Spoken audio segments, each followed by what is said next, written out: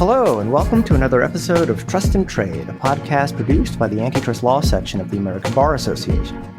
Trust and Trade is a podcast for seasoned practitioners interested in deep dives into the areas of competition, consumer protection, and privacy law, and casual listeners interested in learning more about hot topics in these areas from the experts in these fields. Each episode is presented by one of the specialty committees within the section. Today's episode launches a new series by the Privacy and Information Security Committee of the Antitrust Law section that will examine differing global approaches in regulating artificial intelligence. Countries around the world are trying to race ahead of what has been promised to be the next great technological revolution, artificial intelligence. What were once abstract debates for a niche set of academics and engineers got thrust into the forefront of popular culture with the introduction of ChatGPT by OpenAI at the end of 2022. Suddenly, what was once science fiction was now here. A world of AI systems that could churn through massive amounts of data and yield new medical breakthroughs, simulations that could give eternal life to deceased relatives, or AI that could replace human employees, all just seemed a product cycle away. The emergence of AI raises a host of concerns, from antitrust issues about concentration at various levels of the AI stack to using AI to create deepfake imagery to throw elections, or relying upon defective systems to make automated decisions on hiring, offering loans, or even launching nuclear weapon strikes without understanding how decisions were being made by the algorithm or their accuracy. Different jurisdictions are taking different approaches in the problems they are trying to solve for, the harms they are trying to avoid, and how they weight risks and where they allocate them. On one side of the spectrum, you have jurisdictions not wanting to stunt new technologies with the potential to be an economic golden goose for their countries. Others are worried about Skynet scenarios, triggering cataclysmic consequences for humankind. And as you listen to this and future episodes in this series, there are a couple of questions you may want to keep in the back of your mind. First, what is the quote-unquote right approach to AI regulation? And second, are we regulating for AI as it actually is, or as we are repeatedly told it's going to be? In other words, is AI actually proving to be as revolutionary as they say, or will it be the next NFT? Co-hosting this timely series with me are Rory, Macmillan, and Nina Jayne Carrol. Rory is a partner at Macmillan Keck, based out of Geneva, Switzerland, and Nina is with the law firm Cleary, Gottlieb, Steen and Hamilton out of London. Excited to have you both here, Nina and Rory. Thank you, Anant. Good to be here. Thanks so much for having us. This is a topic I've been interested in for a while. I was an external advisor here in the U.S. at the National Institute of Standards and Technology, and we spent a long time looking at how other jurisdictions were regulating AI as the federal government was coming out with its own guidelines for risk management for generative AI. So how do you want to kick off this series? Well, we're going to be looking at a number of countries in the series, but we wanted to frame it from the start, really, with two very helpful thinkers who can frame things conceptually as well as give us a bit of a geopolitical strategic context for what's actually happening on the international scene. So on the first, we have Professor Viktor Mayer-Schönberger, who's from the Internet Governance and Regulation Center at the Oxford Internet Institute. Viktor has written a huge number of articles, books on internet, information age, but last year came out with Guardrails, Guiding Human Decisions in the Age of AI. It's a really helpful, in fact, it's a kind of guardrail itself on how to think about governance of decisions in the digital age, making sure that we embrace focus on human agency, social context, build learning into our regulatory frameworks. And he's perfect for this first episode because we're looking at a multiplicity of different countries' approaches, and he is an advocate of regulatory diversity itself, trying various different approaches to solve different different problems and to learn from those. I'll let Nina introduce our second guest. Nina? Thanks, Rory. And we're also thrilled and honoured to be joined by Professor Anu Bradford. Professor Bradford is, of course, a professor at Columbia Law School and is one of the leading scholars and thinkers on the difference of approach to AI regulation globally, and particularly across the US, EU and China. Anu recently authored Digital Empires, the Global Battle to Regulate Technology, and is the go-to scholar to discuss the EU's regulatory power, global economy and digital regulation. Anu coined the term the Brussels effect back in 2012 to describe really the shockwave effect that EU regulation has had globally. So given the Goliath commercial and political powers we have at play now in the AI space, the impact the EU AI Act is going to have globally is very much a hot topic and remains to be one. And we're thrilled to have Anu here as an expert in this field. So Viktor and Anu, welcome. Well, let's turn first to Viktor. Viktor, can we ask you to really just give us a big picture framing of some of the conceptual issues, the kind of challenges that AI raises for human decision-making, how broadly or how narrowly prescriptive AI regulation ought to be, and what all does this mean for how we design our regulatory institutions and our regulatory processes? Well, thank you very much, Rory. We have many different perspectives on regulating AI. Perhaps one of the most popular ones is that AI is a technology that needs to be regulated, that needs to be constrained, combined, or facilitated for that matter.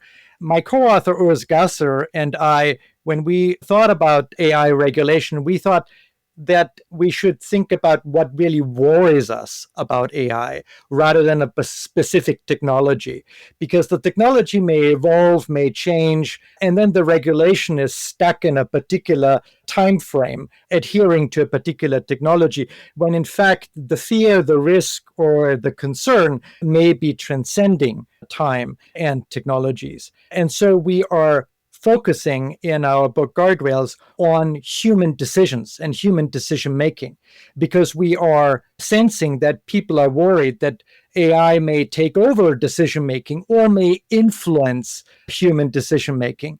In fact, AI is not the only technology that does that. Disinformation on social media is potentially influencing human decisions, and people are worried about that too. So it seems that we as humans want to be in charge, want to make decisions, and want to make decisions on our own terms, unencumbered by some outside influences, to the extent that that is possible, of course. And so if we want to design regulation that does that, what are some of the design principles we asked? What are the fundamental building blocks for doing that from a sort of conceptual level? And we said, well, there's 3+1. The first is that we want to really focus on individual agency. That is the ability of individuals, of humans, to make decisions rather than to take decision-making power away from them. The second one is that whatever individuals decide has consequences, has repercussions for others. All of our decisions are embedded in a social context, whether it's a decision to release personal data, whether it's a decision to purchase an autonomously driving car, or whether it's a decision to get inoculated, vaccinated with the COVID vaccine. All of those decisions have consequences, and therefore there is a social embeddedness, a social anchorage. And the third important principle that we looked at is that whatever decisions we make, we should learn over time from them, so that we don't get stuck in a suboptimal local situation, and over time get better in our decision making, both individually and as a society. And there is one final element to it. I said 3+1, and that is that whatever regulation we come up with, we need to be humble, understand that the regulation itself may have to adapt over time, that it is better to start regulating small and focused, and perhaps over time build on that, adapt it, rather than try to be completely comprehensive and covering the entire waterfront. Humble and flexible and adaptable wins, in our view, over overly complex and comprehensive. Those are the 3+1 principles. Thank you. So I'm hearing, I think, a core thread of uncertainty and change over time coming through what you're saying, and I find your framework there very helpful.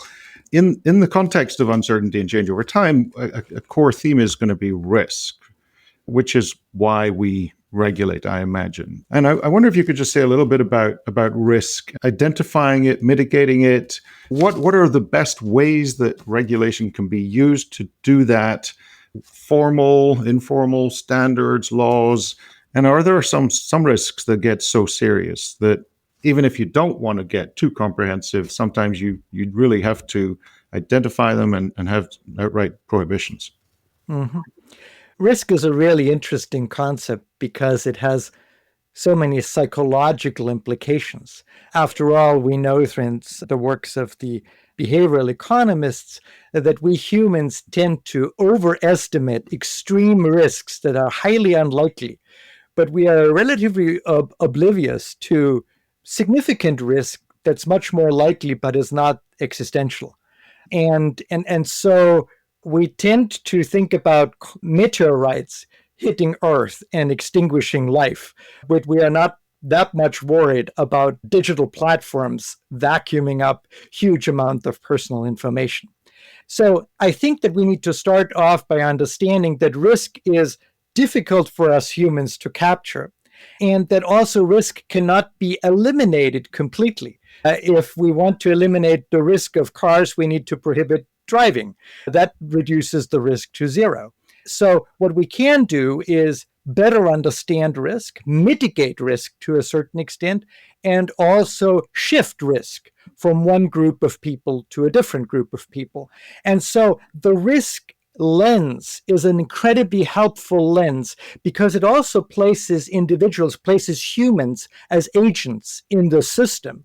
It also understands that we are sort of socially anchored, that our actions have consequences. And risk understanding, risk analysis is deeply embedded in a concept of learning, because we want to learn more about the risk and we want over time to learn how to mitigate risks. If you think about insurance and fire insurance in particular, the fact that we are not having fires in large cities burning down streets after streets anymore is due to the fact that since the 19th century we have been understanding that there are ways to mitigate risk, and we learned over time about what these risks are. And I think we should do the same thing with AI regulation as well. So I'm interested in what we might have been learning over the last couple of years. So here we are, we're end of April 2025, March 2023 was published an open letter from 2,000 or 3,000 AI scientists and leaders, essentially saying that the methodologies, the technologies of AI are actually posing some very serious risk to our societies, and calling for a 6-month pause on large-scale experimentation. You had Steve Wozniak, Elon Musk, and others signing that letter. And we had CEOs begging almost for regulation. And then, of course, things have changed. And I'm interested in what you think we might have learned over the last couple of years that might shift our view on risk. Today, we're not hearing those calls for regulation, and yet I don't imagine that the risks have declined that much. No, but perhaps our understanding has evolved, as you suggest. And that is that we now see that some of the AI tools available to us are useful to an extent. Useful in that they make knowledge that is already out there easily available and accessible, for example, much easier than accessing Wikipedia and spending hours getting lost in links after links. It also is tremendously productivity enhancing in some areas, like coding, for example. And yet we also begin to understand that there are areas where we don't want to use AI, or at least not until we understand it better. So I think rather than having a sort of an extreme risk proposition to start with, we became quite pragmatic over the last 2 years, and I applaud that. I think that's a good start. I think the European Union's AI Act, insofar as it has the sort of risk idea at heart, is a good start. It may have gone too far in how it tries to comprehensively cover the waterfront, but the starting point was an appropriate one. And I think that what we need to do far more than anything else is to try and understand what it is we want to regulate and how we can learn from what works and what doesn't. I think that's where we need to put our emphasis on, rather than trying to roll out one solution or the other globally and suggest that this solves the problem. Something that you've touched on there brings the idea of proactive versus reactive legislating, because obviously there's a benefit, of course, in not jumping the gun and regulating too soon, with that kind of theme throughout guardrails of learning. with the success of positive learnings can obviously come the risk of negative learnings or failures. When do we say, okay, that's enough, it's time to be less humble, as you say, and be more comprehensive in legislating? We know it when we see it.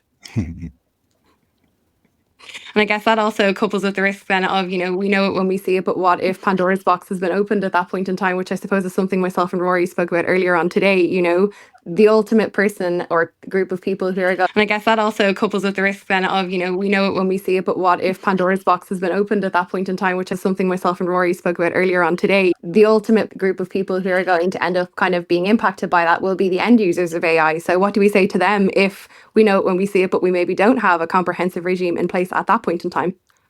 Well, first of all, Nina, I think you're absolutely right. We need to be transparent with the end users. We need to be transparent about what this is about. And we also need to be transparent telling people that the Pandora's box has been opened.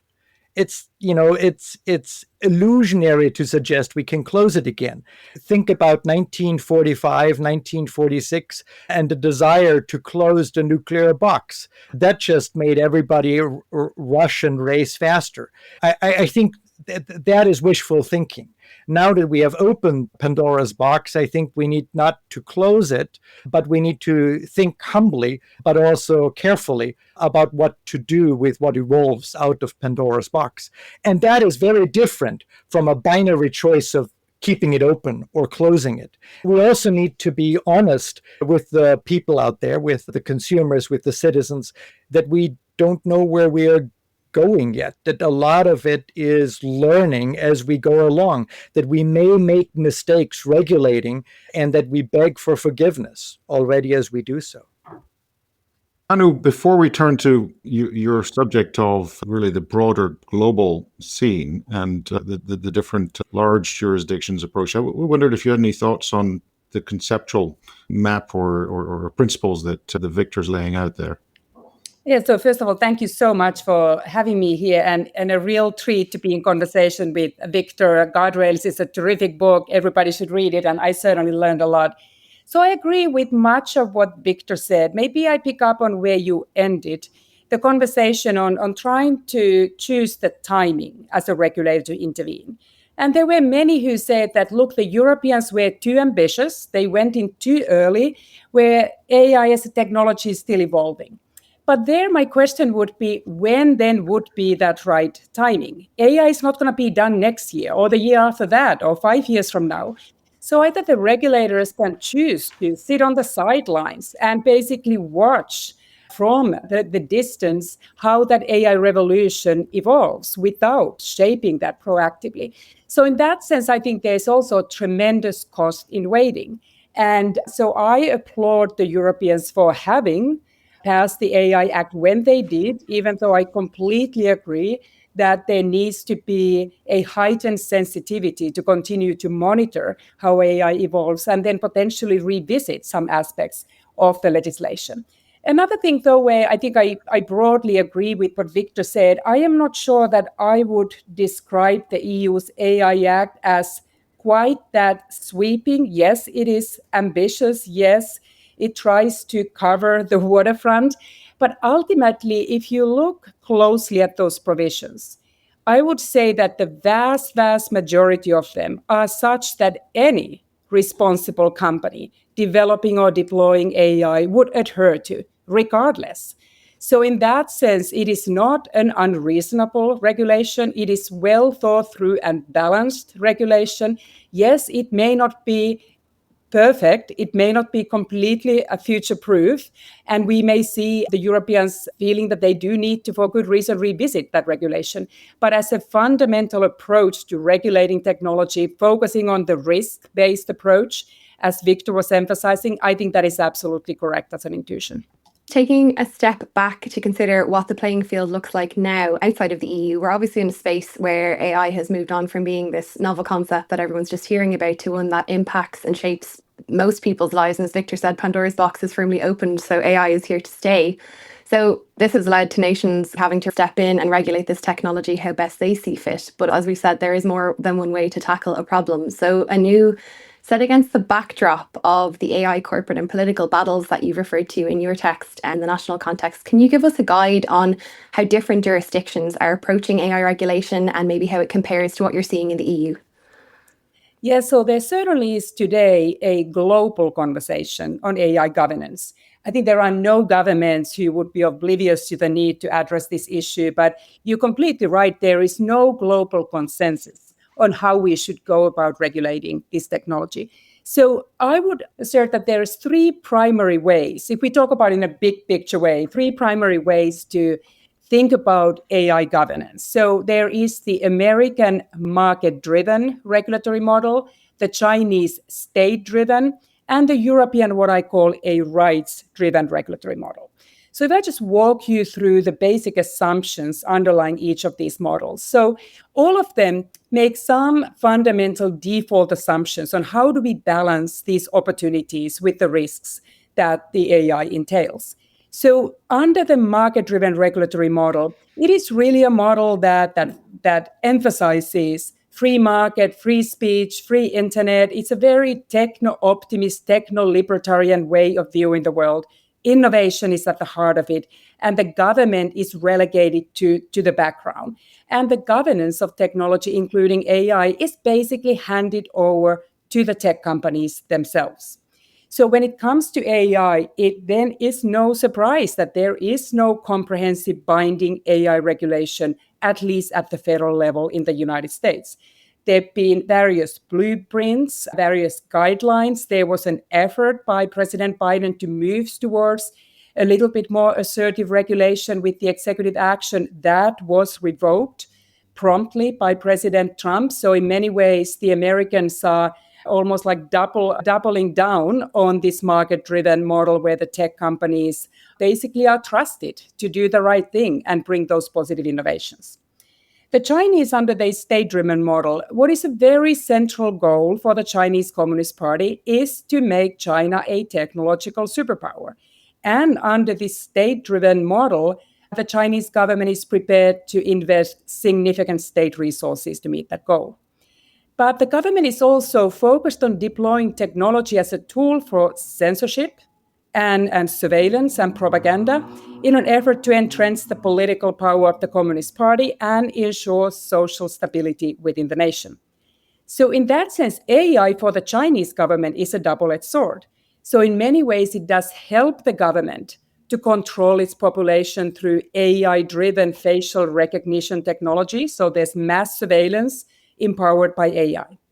But AI could also undermine the censorship regime if you allowed the variations of the ChatGPT, including the Chinese DeepSeek, to basically generate whatever content it sees fit. So that content needs to be consistent with the political message of the Communist Party.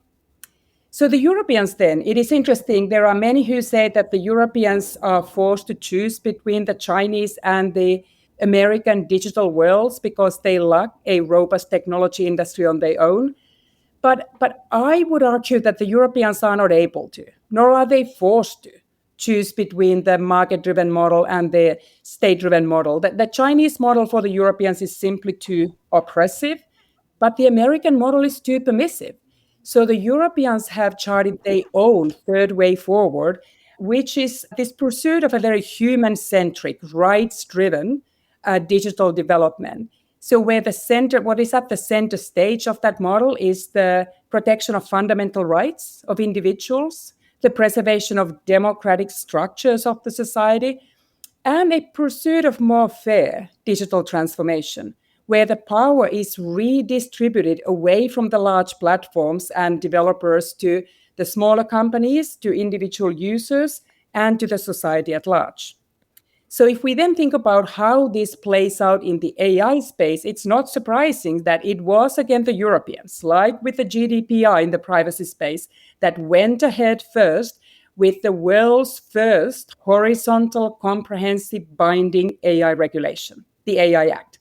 And that really reflects this attempt to both foster innovation, but also to proactively and preemptively protect the European citizens and the society at large from the various risks embedded in AI. We couldn't not take the opportunity to speak to you more about the Brussels effect and that term. And the thread that runs throughout what you've just said is that there is no global consensus. Touching on the influence of the EU really being a first mover in this space with the EU AI Act, how do you see that fitting with the Brussels effect, knowing what we know now about how AI regulation has splintered and how we have different approaches across the US and China? Has your view on the impact of the Brussels effect in AI changed?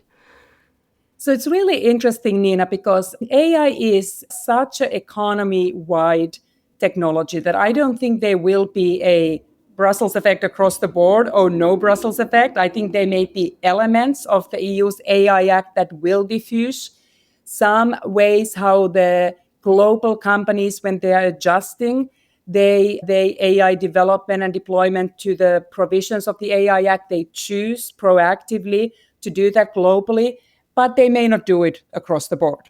The same thing with the governments around the world. South Korea has passed on an AI Act type legislation in the country. Brazilians are following very closely what the Europeans are doing, and some legislative action there would seem to indicate his partial Brussels effect. At the same time, it is not guaranteed in today's geopolitical environment that the governments continue to be as eager to regulate. There is an increasing sense that AI is central to geopolitical and military power. There is concern in restraining the development of the technology. And what I fear is that even the Europeans are now having potentially a second thought as to how aggressive their enforcement regime ought to be. So I see in many ways that there's both an external and internal threat to the Brussels effect. There's an external threat coming from the United States, where the tech companies are now co-opting the Trump administration in an effort to push back on European digital regulation, including the AI Act.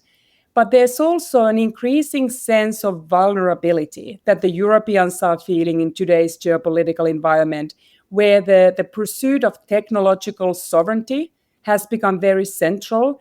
And there are now forces within Europe that are calling for less stringent regulation in an effort to boost innovation and competitiveness of European companies.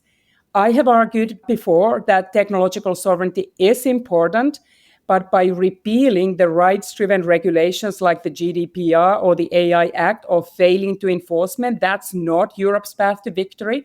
I think the Europeans should rather focus on building other pillars of robust technology ecosystem, but at the same time continue to enforce its regulations. So to answer your question, Nina, in many ways, I think if the Europeans themselves lose confidence in the Brussels effect and the values that underlie European regulations, then that is the Europeans' choice to surrender the Brussels effect. And I don't think that is that wise and productive path forward.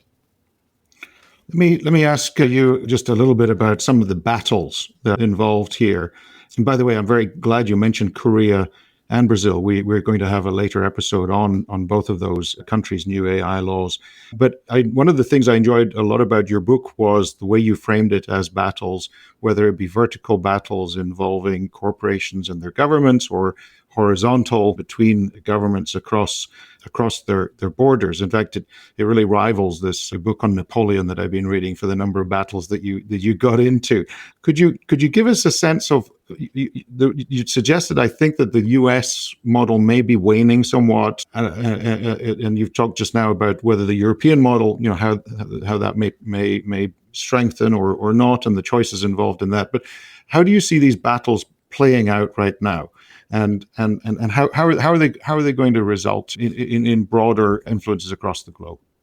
So this is really interesting, Rory, because towards the end of the Biden administration, there was a sense that the American market-driven model was indeed waning, because even the Americans themselves started to lose faith in the self-governance of the tech companies. And there was an increasing alignment with the Europeans and towards the direction of Americans moving to adopt elements of the rights-driven regulatory model. And there seemed to be the sense that the closer collaboration among the world's techno-democracies, including most importantly the United States and the European Union, they needed to align their positions and overcome whatever disagreements they had in their horizontal battle to confront a common challenge, which was the rise of China and the digital authoritarian model that China was championing at home and across the digital Silk Road, where it was exporting its technologies and the digital authoritarian norms. So that was, I think, the setup at the time when President Trump entered into office again. But right now, we see deeply fraying transatlantic relations in terms of economic, technology, geopolitics. The Europeans feel the need to pursue technological sovereignty not only from China, but increasingly from the United States. And in that environment, when President Trump is waging trade war against the Europeans, it is very hard to imagine that a solid transatlantic alliance vis-a-vis China would then be the sort of main assumption underlying how these battles will unfold. So that I see as a tremendous change. The other change that I see is that I talked about the vertical battles, the battles between governments and the tech companies. The tech companies feel very empowered, again, with the ascent of President Trump into power. You saw all these tech companies donate to the inauguration, be they on the front row. Elon Musk assuming a very important role in the government. So there certainly seems to be a sense that the tech companies are looking to push back on the Europeans much more. They use the language that these digital cases in Europe, the fines against these tech companies should be seen as tariffs, which clearly is an attempt to fold these tech cases into the broader trade war and potentially then have the government impose tariffs vis-a-vis the Europeans because of these allegedly unfair regulations and enforcement cases against the US tech companies. So we'll see whether the Europeans will capitulate. We certainly have seen now the Europeans move forward with the first set of decisions in enforcing the Digital Markets Act. And we'll see what will happen with the Digital Services Act and, very importantly, the AI Act. But there certainly is now a pressure to try to have the Europeans walk back from some of the assertiveness. Yes, and we're seeing that in things like the AI product liability directive being abandoned. Viktor, do you want to come in and add anything to what Anu's been saying? I think Anya has done a phenomenal job in shedding light on the dynamics that are going on. Her book, Digital Empires, does a phenomenal job as well. I look at it and I look at the regulatory diversity, whether it's China, the US, European Union, but also other countries like Brazil and Korea coming in. While I understand that this may be inefficient and costly, I also see an opportunity to kind of find out what works and what doesn't under what kind of contexts. And therefore, I think Anu is also right in suggesting that it might be okay to not wait and to regulate, because as you regulate, you begin to learn what works and what doesn't. If you don't regulate, you cannot learn as a regulator. And therefore, I think it's important that we have, in this particular time, regulatory diversity, because we don't yet have the silver bullet that we need. And while I understand and appreciate the inefficiencies and the costiness of regulatory diversity, I also appreciate that it might drive regulatory innovation. What an exciting kickoff episode for this series. I think anyone curious about AI will have learned a lot listening to Viktor and Anu's conversation. But Rory and Nina, what do you think are the key takeaways here for practitioners?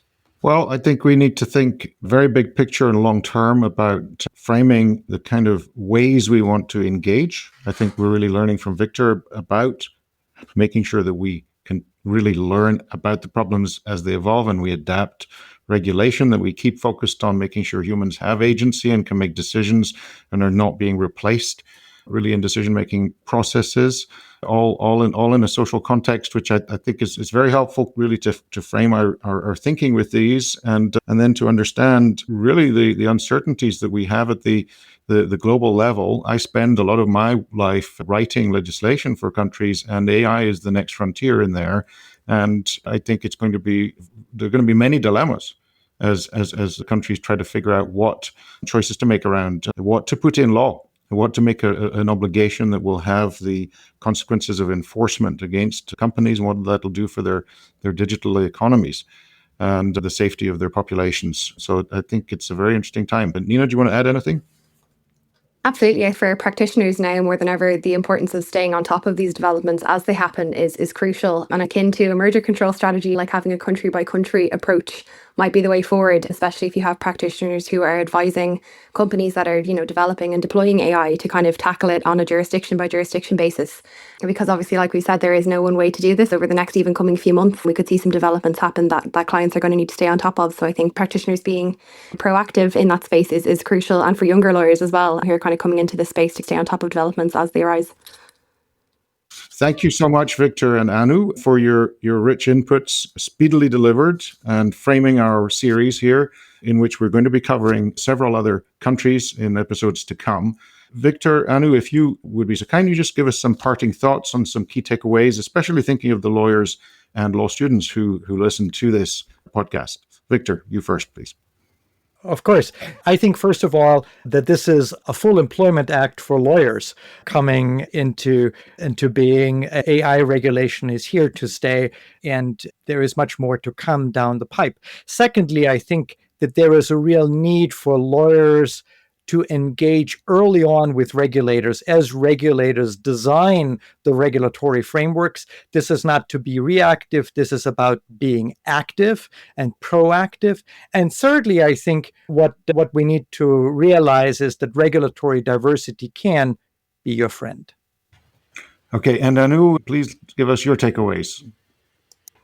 Oh, so the key takeaways. So first of all, I think this has been a terrific conversation. And a couple of things that I would probably highlight is that things are very much shifting. So what the regulatory landscape looks like today, it may be very different a year from now, 3 years from now, or 5 years from now. So the lawyers in this space need to be keenly aware on how technology develops, how regulatory frameworks develop, but also how the broader geopolitics evolve. Well, I know it's biased for me to look forward to future episodes of this podcast, but I'm really excited about our future episodes where we're going to be doing some deeper dives on some of the countries we discussed and their approaches to AI regulation. So Anu, Viktor, Rory, Nina, thanks for kicking off what's going to be an exciting series for our listeners. To our listeners, be sure to subscribe on your podcast platform of choice, and we'll see you next time on Trust and Trade.